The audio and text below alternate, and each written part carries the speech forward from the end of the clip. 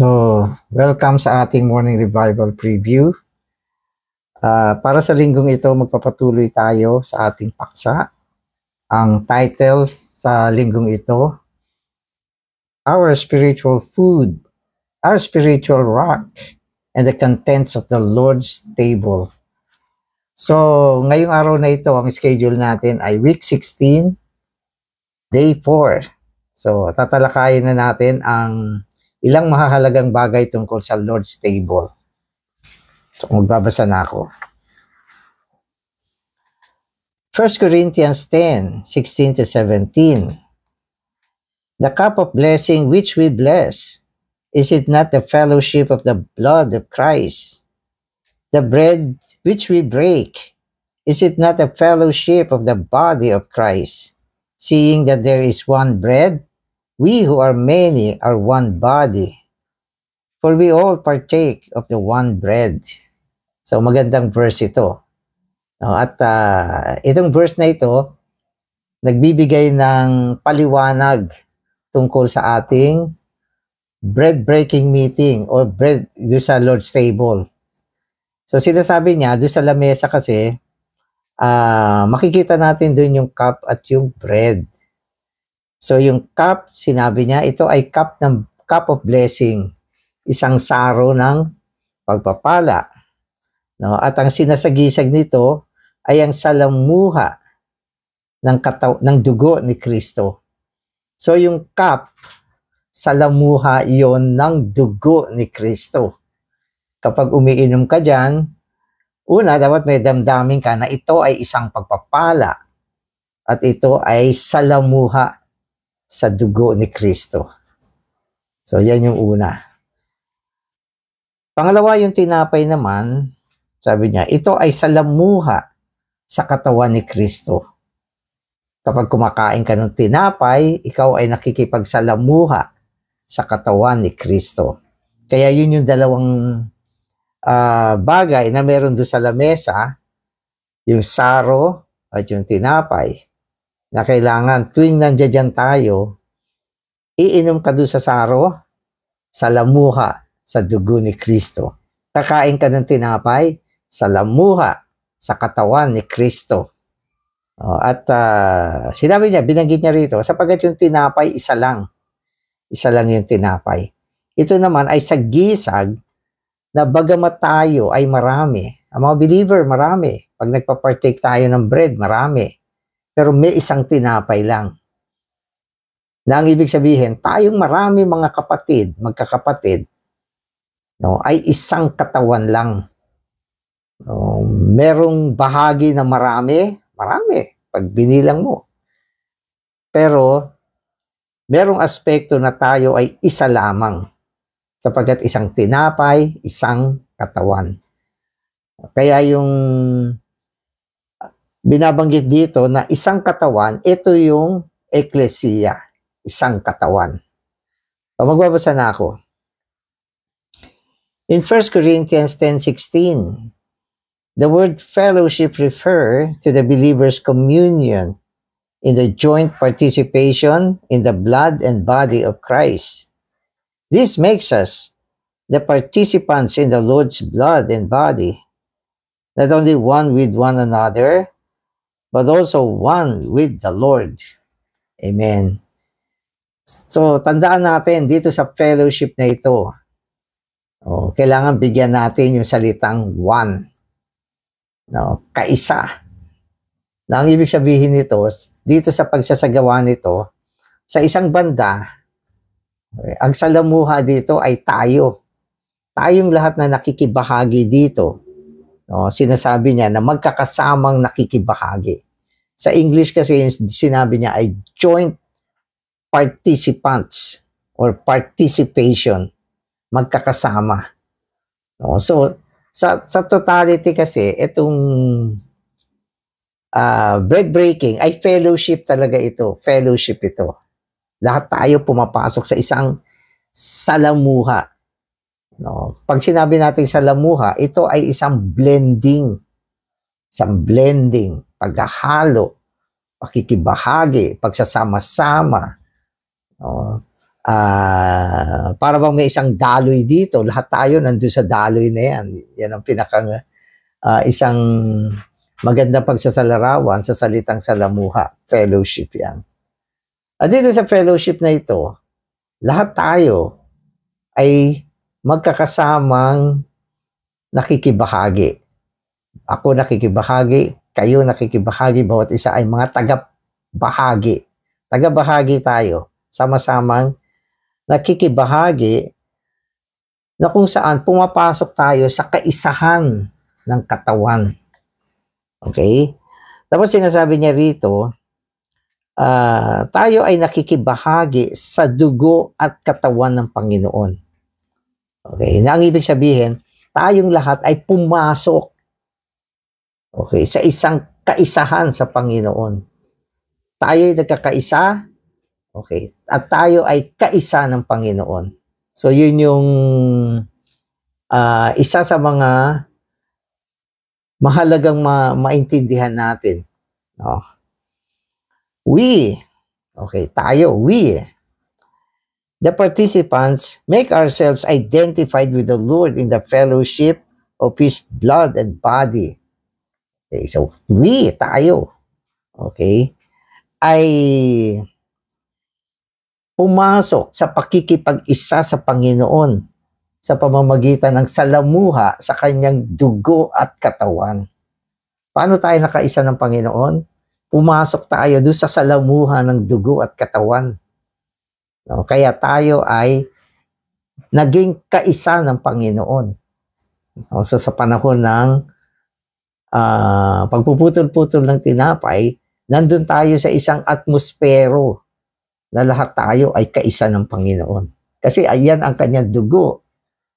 Yan ang kanyang katawan. No? At yan na siya mismo. Siya ay dugo at katawan. Amen. Amen.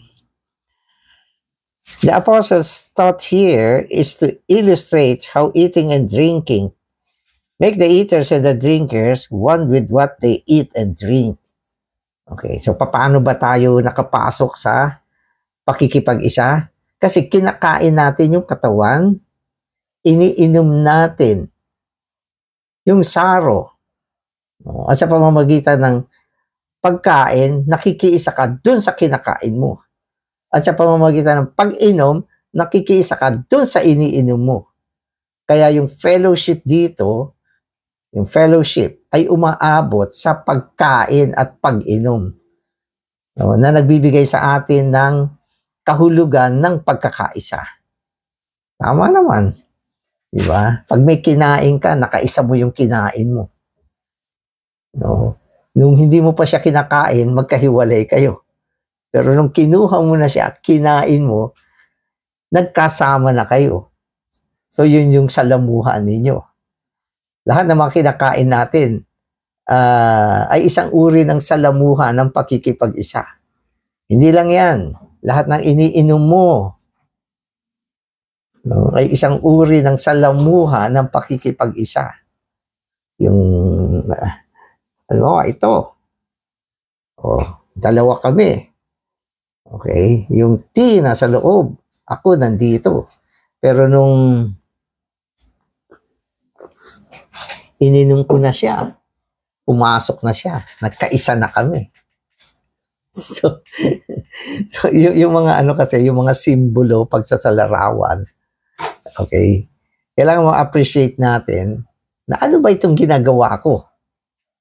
Pumapasok tayo sa isang salamuha ng pagkain at pag-inom tungo sa pagkakaisa. So yun. At sapagkat isa lang naman yung saro na iniinom natin, pati tayo nagkaisa. Isa lang yung tinapay na kinakain natin, tayo ay nagkaisa at tayo ay sama-samang pumasok sa pakikipag-isa sa Panginoon. Kaya yan yung resulta ng salamuha. Amen. The believer's fellowship implies their mutual enjoyment of Christ by eating and drinking Christ. Okay, so ito naman. Mutual enjoyment. ang pagkain at pag-inom, merong enjoyment dyan. No, ano ba, kumakain ako, umiinom ako, may enjoyment yan. Pero dito, ang enjoyment ay mutuality siya. Pagsasama-samang enjoyment. Ang ibig sabihin nito, iisa lang ang ating tinatamasa.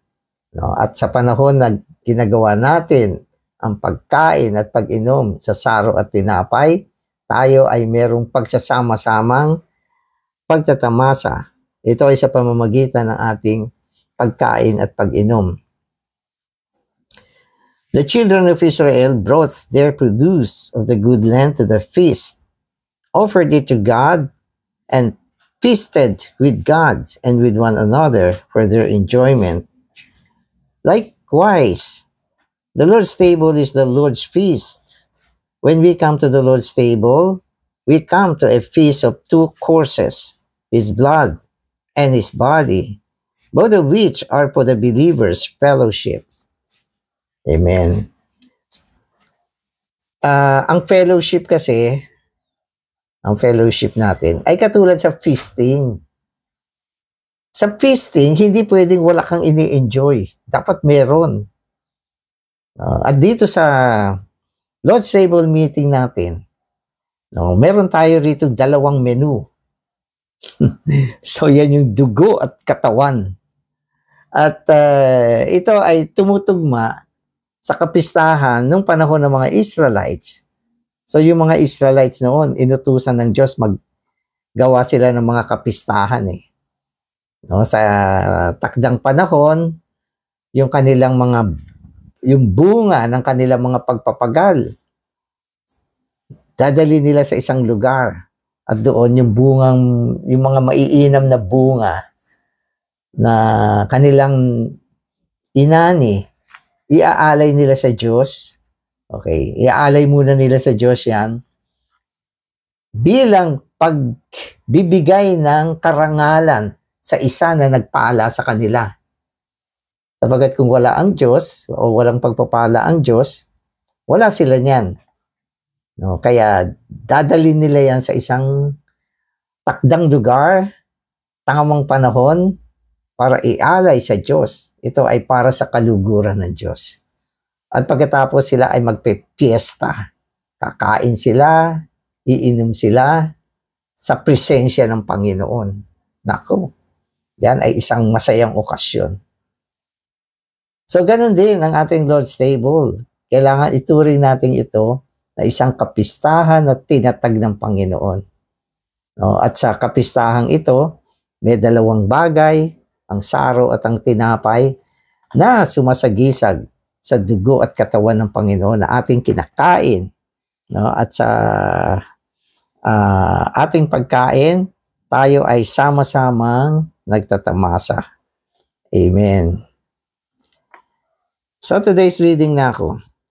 The fellowship of the blood in the body of Christ implies that Christ's blood is separate from His body. So dito sa fellowship na ito, mapapansin niyo yung saro at yung tinapay magkahiwalay. No? Indicating it is now possible for us to feast on Him. In order to become our feast, Christ had to be processed. In 1 Corinthians 10:16, we see that the blood and His body are now on the table, a place of feasting. This implies that Christ has been incarnated, crucified, and resurrected. If Christ has not been incarnated, He could not have blood and body. Through incarnation, Christ put on a human body with blood and flesh. Amen. So, kasi yung Lord's Table meeting, pag tinignan mo, simple lang yan eh. Ano ba nakikita mo? May saro, may tinapay. Pero bawat detalye niyan may kahulugan. No? Halimbawa, bakit yung saro hiwalay doon sa tinapay? No? Meron naman mga pagkain na magkasama yung sabaw at yung laman. Pero ito hindi pinaghiwalay. Ang ibig sabihin nito, upang tayo ay makapagpiesta sa dugo at katawan ng Panginoon, kailangan siya ay dumaan sa proseso. Yung paghihiwalay niyan ay sagisag ng isang proseso na dinaanan ng Panginoon. So, ganun pala yun. Kung magkasama yan, hindi tayo makakapasok sa kapistahan. Halimbawa, ang Panginoon ay nagkatawang tao. At sa kanyang pagkakatawang tao, siya ay nagkaroon ng dugo at katawan o laman. No? So, yung item na yan, nandyan sa Lord's table. Kung hindi siya nagkatawang tao, syempre yung Diyos ay Espiritu, wala naman siyang dugo at laman, no? Na pwedeng kapistahan o maging object ng kapistahan natin. So, dumaan siya dyan. Okay? At kailangan siya ay makrucify. So, hindi ba? So, yung paghihiwalay ng dugo at laman, dugo at katawan, yan ay sumasagisag sa kamatayan. No? Kaya, lahat ng ito ay makikita natin dun sa lamesa. Makikita mo doon ang kanyang incarnation. Kung hindi siya na-incarnate, wala tayong feast. At sapagkat siya ay naging tao, nagkaroon ng dugo at laman o katawan diyan. At sapagkat naghiwalay yung saro at tinapay, ito ay naghahantad ng kamatayan ng Panginoon. Amen. So through crucifixion, His blood was separated from His body. And in resurrection, He is served to us on the table as a feast for our nourishment and enjoyment. So, hindi lang namatay, kundi siya ay nabuhay na muli upang maihain ang kanyang sarili para sa ating pagtatamasa, sa ating nourishment, sa ating pagkain. So, lahat ng ito ay nagpapakita na siya ay naproseso ng pagkakatawang tao, kamatayan at pagkabuhay na muli. Amen. So through crucifixion, His blood was separated from His body, and in resurrection, He is served to us on the table as a feast for our nourishment and enjoyment. Therefore, on the table, we see Christ's incarnation, crucifixion, and resurrection. So isipin mo, ito hindi natin nakita noon. Di ba? Matagal na tayo nagpa-partake ng bread and cup. Hindi natin nakikita na nandoon pala yung kanyang prosesong incarnation, crucifixion, resurrection.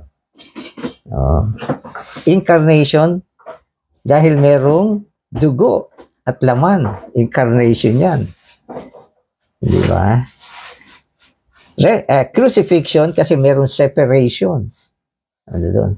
Resurrection kasi merong hain na bunga ng kanyang pagkabuhay na muli.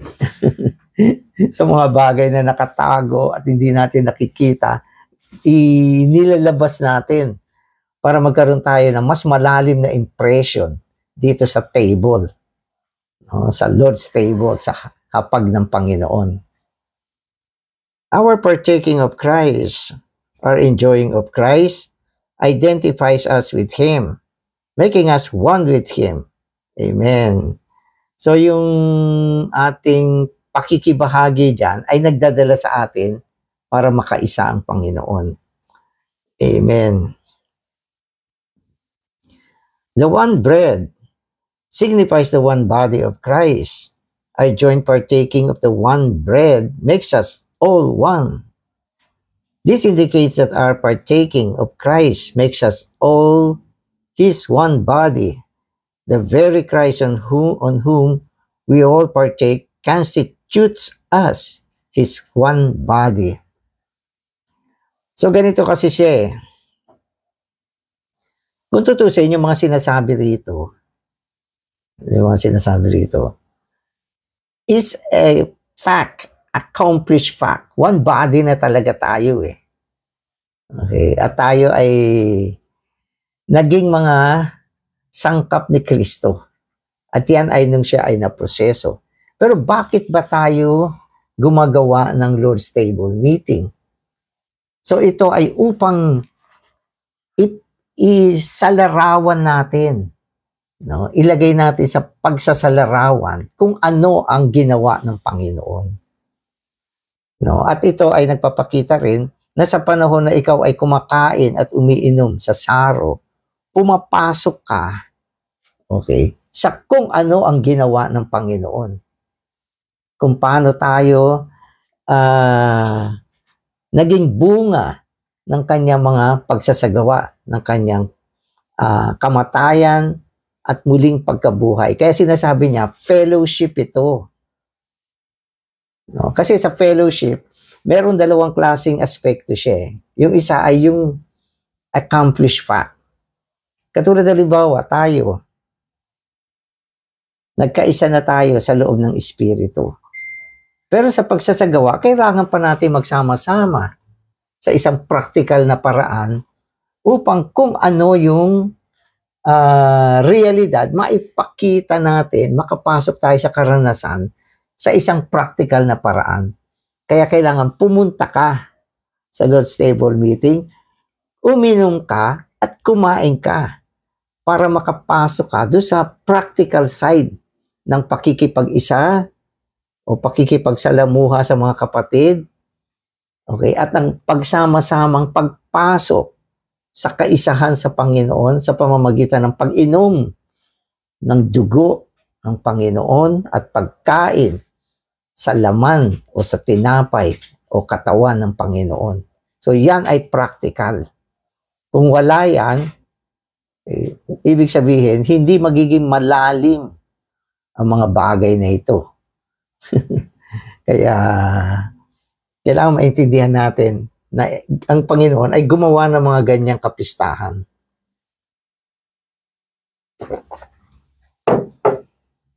Kaya sa New Testament, meron ito eh. Ito ay mga symbolic. Amen.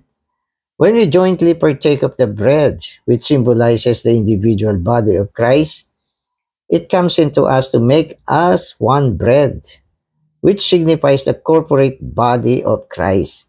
Okay. So, ang body, iisa lang. Okay. So, pumupunta tayo dyan. Okay. Kumakain tayo. Okay. So, itong isang katawan ng Panginoon, meron siyang dalawang sagisag. No, yung isa ay ang body mismo ng Panginoon. At yung isa naman ay yung mystical body, mystikong katawan na sumasagisag sa atin bilang sama-samang sangkap ng kanyang katawan. Kaya dalawa yan. Nakikipagsalamuha tayo sa kanyang katawan. Okay. Yung physical. Nakikipagsalamuha din tayo sa kanyang mystikong katawan. Ito yung Ecclesia. Amen.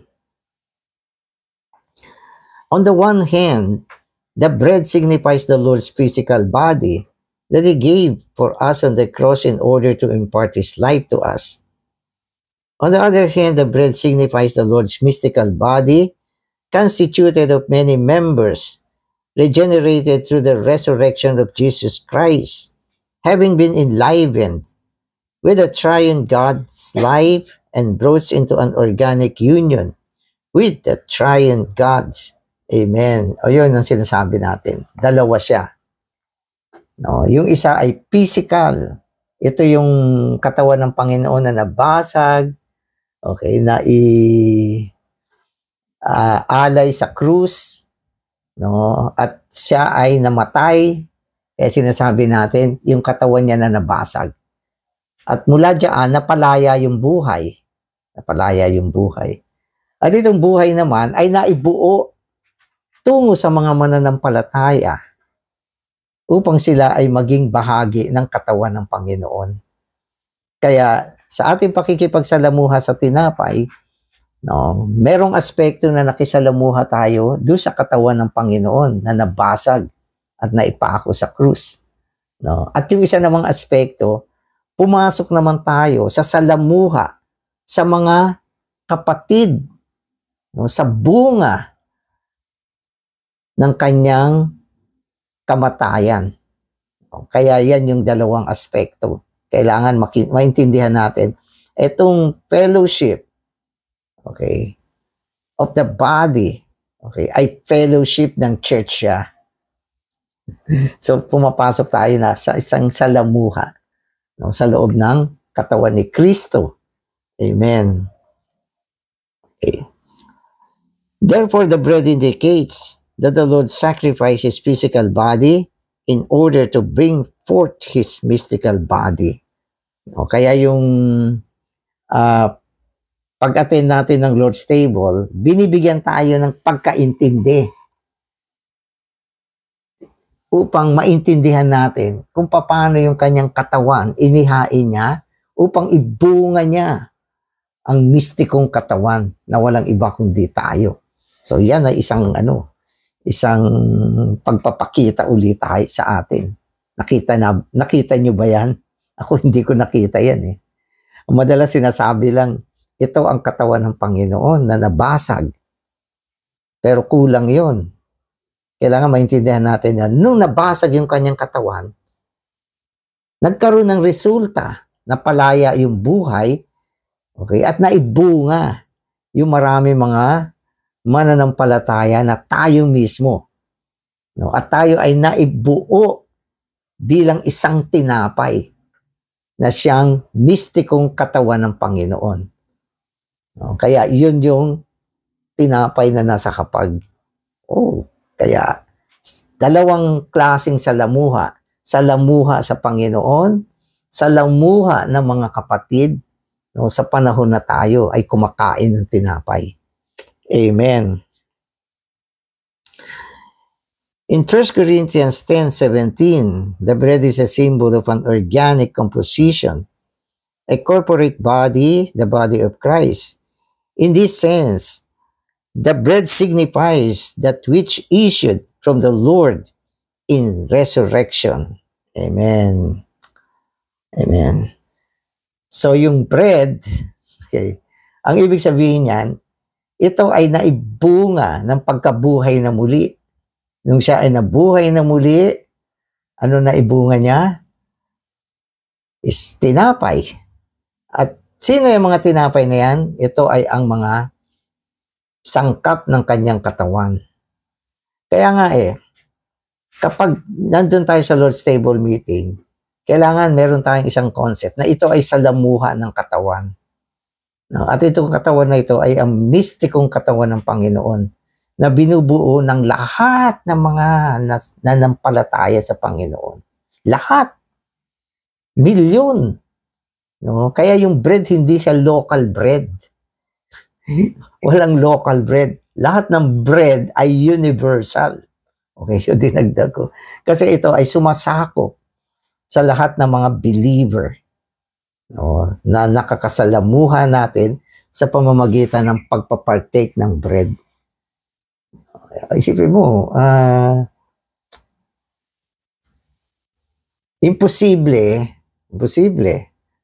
na tayo sa isang saglit, lumabas tayo at lahat ng believer sa mundo, makashake hands mo. Praise the Lord, brother. Praise the Lord, brother. No? Ang dami. Pupunta ka ng US, praise the Lord. Pupunta ka ng Russia, pupunta ka ng Amerika, China, Taiwan, praise the Lord. Ang dami niyan. No? Hindi mo magagawa yan. Imposible. Pero, hindi nyo ba alam, pag nag-partake ka ng bread, lahat ng believer sa buong sansinukob, nakasalamuha mo dyan. At napakasaglit lang. Napakasaglit. Pero pumasok ka sa salamuha.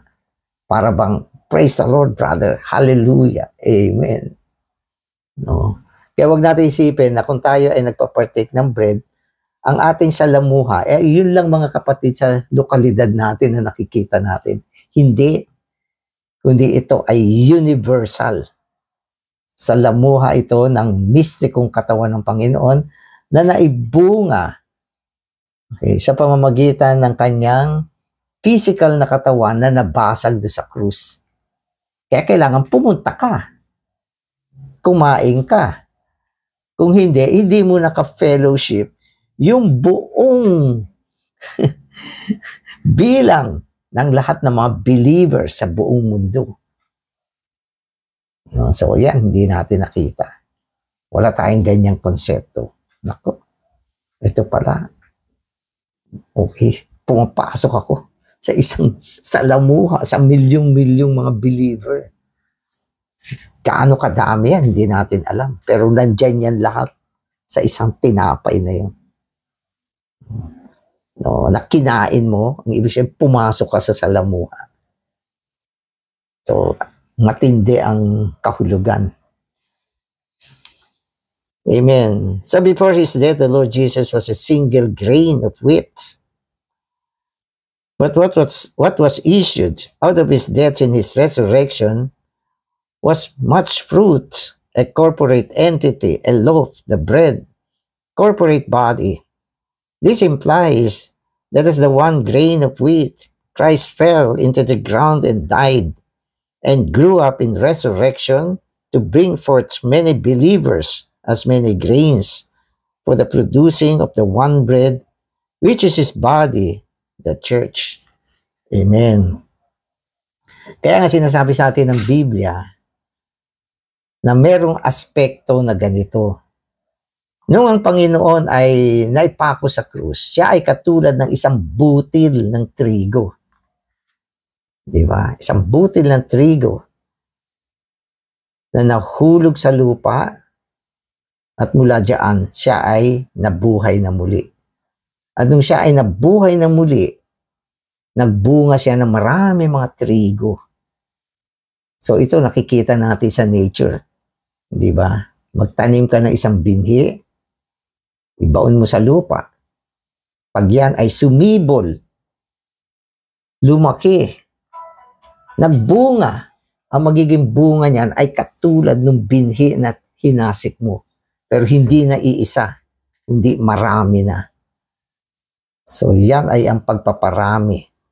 So ang kamatayan at pagkabuhay na muli ng Panginoon ay daan ng kanyang pagpaparami upang maibunga niya ang isang tinapay na sumasagisag sa kanyang katawan na naging resulta ng kanyang kamatayan at pagkabuhay na muli bilang binhi, isang binhi ng trigo. So yan yung istorya na makikita natin sa hapag ng Panginoon. Merong ganyang kwento. Kasi kung hindi natin ito ipapakita, wala kang feeling. Ano bang ibig sabihin nito? Kaya itong buong mga bagay na nasa hapag ng Panginoon, isang mayamang mensahe ito na binabanggit natin ngayon. At ang pinakamaganda rito, yung practical aspect na nung pumunta ka dyan, uminom ka at kumain ka, nakapasok ka sa salamuha. Salamuha ng dugo, salamuha ng katawan, nakapasok ka sa isang pakikipag-isa sa Panginoon, at nakapasok din tayo sa salamuha sa isang katawan ng Panginoon na binubuo ng marami mga binhi. Ang yaman ng mensahe na pinapakita sa atin tuwing tayo ay dumudulog sa hapag, kailangan na iintindihan mo yung ganyang bagay. Para sa ganon, meron kang feeling ng kahalagahan ng Lord's Table Meeting. Amen. Amen. All the believers, the many grains, are ground into fine flour and then blended together to form one loaf. In this one loaf, we see that all the children of God are one. All the members of Christ's mystical body are represented in the loaf. O yan, sinabi, all. Okay, lahat ng membro ng katawan, ng mistikong katawan ng Panginoon ay sinasagisag ng isang tinapay. At yung isang tinapay na yun ang kinakain natin. At dun tayo pumapasok sa salamuha ng mystical body ng Panginoon. Okay, so salamat Panginoon. Binigyan mo kami ng ganitong pagsasalarawan. At salamat din sa katotohanan na nakita namin na ang hapag mo ay isang kapistahan at sama-samang pagtatamasa o saan kami ay nakakapasok sa salamuha ng katawan, sa salamuha ng dugo. At salamat din sa pamamagitan ng iyong mga proseso na ibunga mo ang mistikong katawan. Ito ay ang kabuuan ng lahat ng mga mananampalataya na kung saan tuwing kami ay nakikibahagi sa tinapay, nadadala kami sa salamuha ng mistikong katawan. Salamat, Panginoon. Amen.